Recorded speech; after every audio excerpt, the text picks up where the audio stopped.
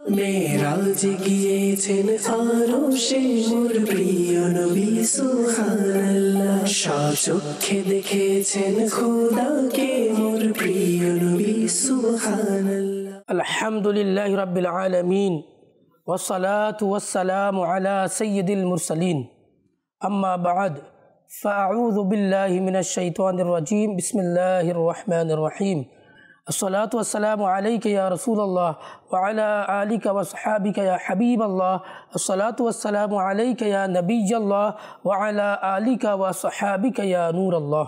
মাদানী চ্যানেলের দর্শকবৃন্দ, উপস্থিত হয়েছি শবে মেরাজের দুলহা অনুষ্ঠানে। আর এই অনুষ্ঠানে আমরা মেরাজ সম্পর্কিত বিষয়াদি নিয়ে আলোচনা করে থাকি। আজও আমরা মেরাজের বিষয়াদি সম্পর্কে আলোচনা করব। আসুন আমাদের আলোচনা শুরু করার পূর্বে প্রিয় নবী সাল্লাল্লাহু তাআলা আলাইহি ওয়াসাল্লামের প্রতি দরুদ শরীফ পাঠ করার ফজিলত শ্রবণ করেন। প্রিয় নবী সাল্লাল্লাহু আলাইহি ওয়াসাল্লাম ইরশাদ করেন, যে ব্যক্তি আমার উপর 10 বার দরুদ শরীফ পাঠ করে আল্লাহ তাআলা তার উপর 100টি রহমত নাজিল করেন। সাল্লু আলাল হাবিব সাল্লাল্লাহু তাআলা আলা মুহাম্মদ সাল্লাল্লাহু তাআলা আলাইহি ওয়াসাল্লাম। মাদানী চ্যানেলের দর্শকবৃন্দ, গত অনুষ্ঠানে আমরা প্রিয় নবী সাল্লাল্লাহু আলাইহি ওয়াসাল্লামের সিদ্ধাতুল মুনতাহায় গমন, তারপর মুস্তাওয়ায় যাওয়া, আরশে আজিমে গমন, লামাকানে গিয়ে আল্লাহ তাআলার দিদার করা, জান্নাত পরিভ্রমণ করা, জান্নাতের মধ্যে থেকে জাহান্নামকে দেখা, এই সমস্ত বিষয় নিয়ে আলোচনা করেছিলাম। আজ আমরা রাসূল করিম সাল্লাল্লাহু তাআলা আলাইহি ওয়াসাল্লামের যে মেরাজ হয়েছে, এই মেরাজ হতে যে মাদানী ফুলগুলো পাওয়া যায় সে সম্পর্কে আমরা আলোচনা করব। প্রিয় ইসলামী ভাইরা, খোদায়ে জুল জালাল নিজের প্রিয় মাহবুব হুজুর আহমদে মুজতবা মুহাম্মদে মুস্তাফা সাল্লাল্লাহু তাআলা আলাইহি ওয়াসাল্লামকে অসংখ্য মুজিজা দান করেছেন। আর এত মুজিজা দান করেছেন যা গণনা করা সম্ভব নয়। যে সমস্ত মুজিজা অন্যান্য নবীগণকে একটা দুইটা করে দেওয়া হয়েছিল, ফরদান ফরদান দেওয়া হয়েছিল, আলাদা কোনো নবীকে এই মুজিজা, কোনো নবীকে এই মুজিজা, আলাদা আলাদা মুজিজা দান করা হয়েছিল। কিন্তু রাসূল করিম সাল্লাল্লাহু আলাইহি ওয়াসাল্লামকে সব মুজিজা দান করা হয়েছিল, সব ধরনের মুজিজা। এমনকি অন্যান্য নবীর চেয়ে অধিক মুজিজা আমার নবীকে দান করা হয়েছে। দিয়ে মুজিজে আম্বিয়া কো খুদা নে हमारा नबी मोजेज़ा बन के आया। প্রিয় মুস্তাফা সাল্লাল্লাহু আলাইহি ওয়াসাল্লাম এর হাজারো মুজিজার মধ্য থেকে একটি প্রসিদ্ধ মুজিজা হচ্ছে মেরাজ শরীফের মুজিজা। এটা এমন এক মুজিজা যা নিজের মধ্যে অনেকগুলো মুজিজা নিয়ে রয়েছে। উদাহরণস্বরূপ, মেরাজ রজনীতে যখন হুজুর আলাইহিসসালাতু ওয়াসসালাম উম্মে হানি রাদিয়াল্লাহু তাআলা আনহার বাড়িতে আরাম করছিলেন, জিবরাইল আলাইহিসসালাতু ওয়াসসালাম আসলেন আর বাড়ির ছাদ দু টুকরো হলো। আর সেখান থেকে জিবরাইল আলাইহিসসালাতু ওয়াসসালাম এসে হুজুর আলাইহিসসালাতু ওয়াসসালামকে উঠিয়ে কাবা শরীফে নিয়ে গেলেন আর হেতিমে রেখে দিলেন। আর সেখানে রাসূল করিম সাল্লাল্লাহু আলাইহি ওয়াসাল্লামের বক্ষ বিদারণ করলেন। আর সেই অন্তরকে, হৃদয়কে বের করলেন, একটা নুরানি তশতারি, নুরানি পাত্রের মধ্যে রাখলেন, জমজমের পানি দ্বারা গোসল দিলেন। বক্ষ বিদারণ করার পরেও রাসূল করিম সাল্লাল্লাহু আলাইহি ওয়াসাল্লামের কোনো ক্ষতি না হওয়া, এটা আলাদা একটা মুজিজা। বক্ষ বিদারণ করার পরেও রাসূল করিম সাল্লাল্লাহু আলাইহি ওয়াসাল্লাম সব কিছু অবলোকন করছেন নিজের চোখে, জাগ্রত চোখে সব কিছু দেখছেন, এটাও একটা মুজিজা। আলোর চেয়েও বেশি গতি সম্পন্ন যেটা বাহন ছিল বুরাক, বুরাকও মুজিজা। বুরাক এমন মুজিজা আর এমন বেশি গতি সম্পন্ন ছিল যে যেখানে বুরাকের দৃষ্টি যেত সেখানে তার পা চলে যেত। আবার যখন উঁচু জায়গায় যেত তখন তার সামনের পা কী হয়ে যেত, ছোট হয়ে যেত, যাতে করে তার পিঠ সমতল থাকে। আবার যখন উপর থেকে নিচে নামতো তো সামনের পা লম্বা হয়ে যেত, পিছনের পা ছোট হয়ে যেত। এভাবে রব্বুল ইবাদ যে মুজিজা রাসূল করিম সাল্লাল্লাহু আলাইহি ওয়াসাল্লামকে মেরাজ রজনীতে দান করেছিলেন, এর দৃষ্টান্ত খুঁজে পাওয়া যায় না। আর এর দ্বারা রাসূল করিম সাল্লাল্লাহু আলাইহি ওয়াসাল্লামের শান, মাহাত্ম্য বোঝা যায় যে আল্লাহ তাআলার দরবারে রাসূল করিম সাল্লাল্লাহু আলাইহি ওয়াসাল্লামের কেমন শান ও মর্যাদা রয়েছে। আসুন এবার প্রিয় আকা মক্কি মদনী মুস্তাফা সাল্লাল্লাহু আলাইহি ওয়াসাল্লামের মিরাজ শরীফের সফর দ্বারা অর্জিত যে কিছু মাদানী ফুলগু রয়েছে তা সম্পর্কে আমরা একটু জানি। মক্কাতুল মুকাররমা জাদাহাল্লাহু শারাফা ওয়া তাজিমা থেকে বাইতুল মুকাদ্দাসের দিকে যখন যাচ্ছিলেন তখন হচ্ছে জিবরাইল আলাইহিস সালাম সৈয়দে আলম নূরে মুজাসসাম সাল্লাল্লাহু তাআলা আলাইহি ওয়াসাল্লামকে 3টি জায়গায় নামাজ পড়ার জন্য বললেন। একটা হচ্ছে মদিনাতুল মুনাওয়ারার পবিত্র ভূমিতে নামাজ পড়তে বললেন, যার দিকে মুসলমানদের হিজরত করার ছিল। নাম্বার 2 তুর পাহাড়, যেখানে আল্লাহ আজ্জা ওয়া জাল্লা হযরত মুসা আলাইহিস সালামের সাথে কথোপকথন করেছিলেন। নাম্বার 3 বাইতুল লাহম, যেখানে হযরত সাইয়্যিদুনা ঈসা আলাইহিস সালামের জন্ম হয়েছিল। এর দ্বারা বোঝা গেল এই স্থানগুলো খুবই মাহাত্ম্যপূর্ণ। আর কেনই হবে না, এগুলো আম্বিয়া কেরাম আলাইহিস সালামের সাথে সম্পর্ক রয়েছে। মুফাসসিরে সাহিহ হাকিমুল উম্মত হযরত আল্লামা মুফতি আহমদ ইয়ার খান নাঈমি রহমতুল্লাহি তাআলা ইরশাদ করেন, যে বস্তুগুলোর সম্পর্ক মাহাত্ম্যপূর্ণ ব্যক্তির সাথে হয়ে যায় সেই বস্তুগুলো মাহাত্ম্যপূর্ণ হয়ে যায়। এবং এর দ্বারা এটাও বোঝা যায় যে সালেহিনদের তাবরুকাত থেকে বরকত হাসিল করার দলিলও পাওয়া যায়। সুতরাং হাশিয়ায়ে সিন্ধির মধ্যে রয়েছে সরকারে আকদাস সাল্লাল্লাহু তাআলা সাল্লামের এই আমল মুবারক সালেহিনদের যে নিদর্শনাদি রয়েছে, সালেহিনদের সাথে সম্পর্কিত যে বস্তুগুলো রয়েছে সেটার তালাশ করা এবং তা থেকে বরকত নেওয়া এবং তার কাছে যাওয়া আর সেখানে গিয়ে আল্লাহ আজ্জা ওয়া জাল্লার ইবাদত করার দলিল প্রমাণ পাওয়া যায়। তো নেককার ব্যক্তিরা যেখানে ইবাদত করেছেন সেখানে গিয়েও ইবাদত করা এটা বরকতের মাধ্যম। তাছাড়া এই পবিত্র সফরের মধ্যে প্রিয় নবী সাল্লাল্লাহু আলাইহি সাল্লাম হযরত মুসা আলাইহিস সালামকে নিজের কবরের মধ্যে নামাজ পড়তে দেখলেন। এর দ্বারা বোঝা যায় যে আম্বিয়া কেরাম আলাইহিমুস সালাম নিজেদের পবিত্র কবর মোবারকের মধ্যে জীবিত রয়েছেন। আল্লাহ তাআলার ওয়াদা যে কুল্লু নফসিন যায়িকাতুল মাউত, প্রত্যেক প্রাণীকে মৃত্যুর স্বাদ গ্রহণ করতে হবে। এর সত্যায়নের জন্য শুধুমাত্র আম্বিয়া কেরামের এক মুহূর্তের জন্য শুধু তাদের রূহ শরীর থেকে বের হয় এবং সাথে সাথে প্রবেশ করে। ইমাম ফখরুদ্দিন রাজি বলেছেন যে আম্বিয়াদের রূহ ওই পা থেকে বের হয়ে আবার সে মাথা দিয়ে প্রবেশ করে। এই যতটুকু সামান্য সময় লাগে ততটুকু পর্যন্ত তারা মৃত্যুর স্বাদ গ্রহণ করেন। তারপর আবার পূর্বের ন্যায় তাদের জীবন। সৈয়দি আলা হযরত ইমাম আহলে সুন্নাত আশ-শাহ इमाम अहमद रज़ा ख़ान फ़ाज़िल बरेलवी रहमतुल्लाहि ताला अलैह बोलें, अम्बिया को भी अजल आनी है मगर ऐसी के फ़कत आनी है।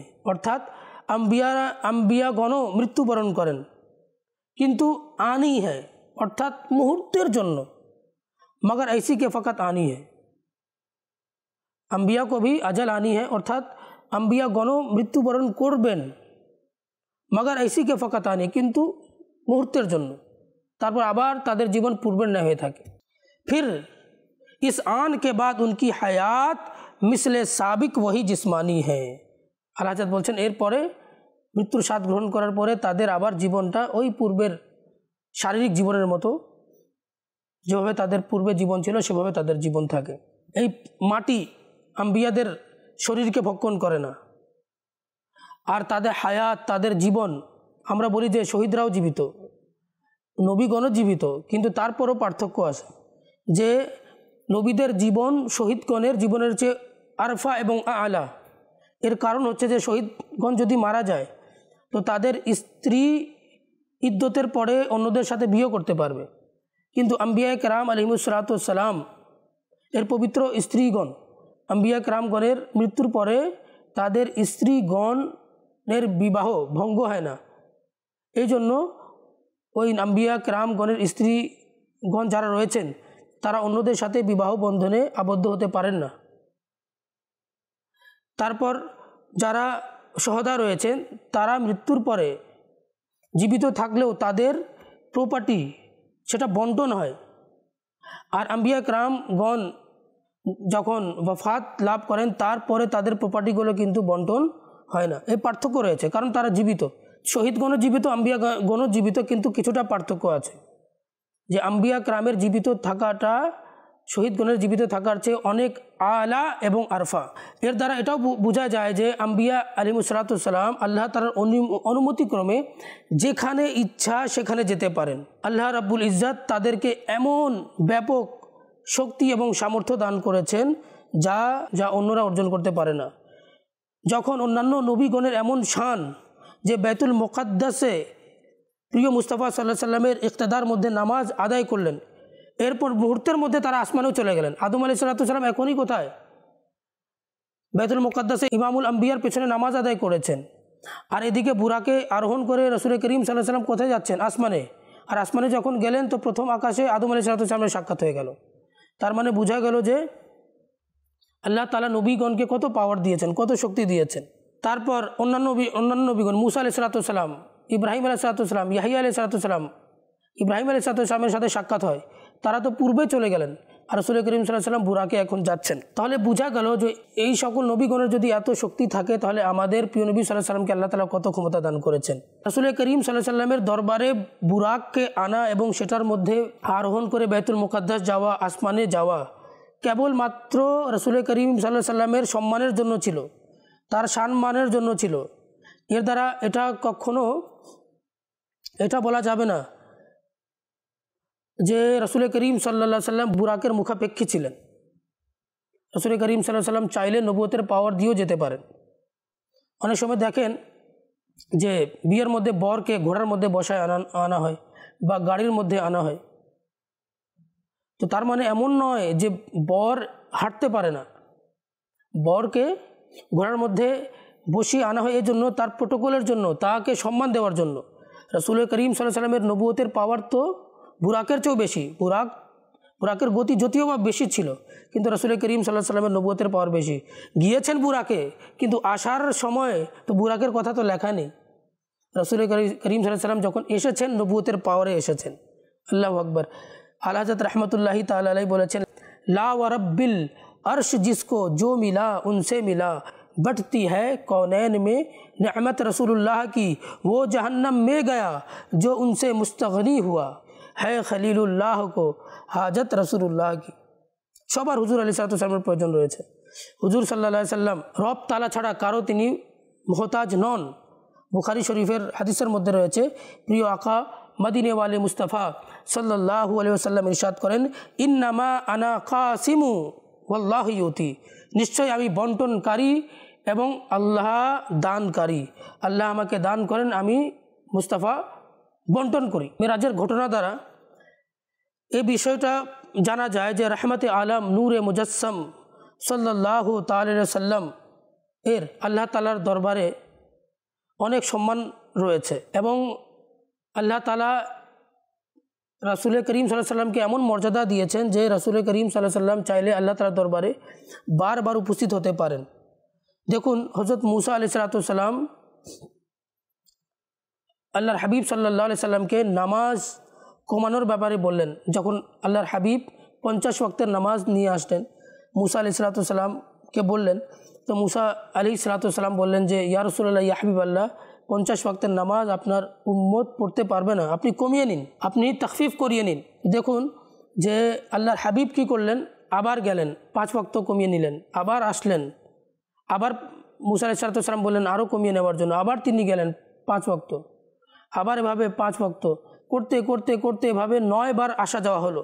45 ওয়াক্ত নামাজ কমানোর জন্য 9 বার আসতে যেতে হয়। একজন শায়ের বলেছেন, মিলে থে রাহ মে 9 बार किस लिए मूसा, ये दीद हक का बहाना हुजूर जानते हैं। अल्लाह अकबर। जो हो चुका है, जो होगा हुजूर जानते हैं, तेरी अता से खुदाया हुजूर जानते हैं। আল্লাহু আকবার। কতই না চমৎকার বিষয় যে আল্লাহ তাআলা তার হাবিব সাল্লাল্লাহু আলাইহি ওয়াসাল্লামকে কেমন সম্মান দান করেছেন, কেমন মর্যাদা দান করেছেন যে বারবার আসা যাওয়া করছেন। একজন শায়ের বলেছেন, ও যে পানা মেরে হুজুর কা হ্যায়, अर्श जाना मेरे हुजूर का है, हक ताला का जलवा रातों रात देख आना मेरे हुजूर का है। আল্লাহ তাআলা বিভিন্ন নবীকে বিভিন্ন পদমর্যাদা দান করেছেন। সর্বশ্রেষ্ঠ নবী হচ্ছেন আমাদের নবী। নবীদের বিভিন্ন স্তর রয়েছে, কারো মর্যাদা কারোর চেয়ে অধিক। আর সকল নবীদের মধ্যে সবচেয়ে উত্তম হচ্ছেন আমাদের সৈয়দুল মুরসালিন মুহাম্মদ আরবি হজরত মুহাম্মদ মুস্তাফা সাল্লাল্লাহু আলাইহি ওয়াসাল্লাম।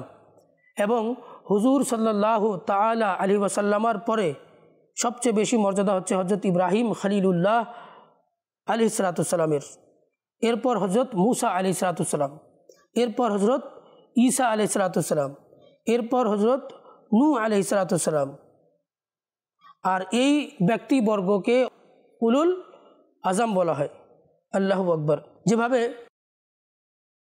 হুজুর আলাইহিস সালাতু সালাম সমস্ত নবীদের মধ্যে শ্রেষ্ঠ, সমস্ত রাসূলগণের মধ্যে শ্রেষ্ঠ, তদুরূপ আল্লাহ তাআলা আমাদের মতো নগণ্যদের উপর অনুগ্রহ করেছেন, দয়া করেছেন, আমাদেরকেও আল্লাহ তাআলা শ্রেষ্ঠ উম্মত বানিয়েছেন।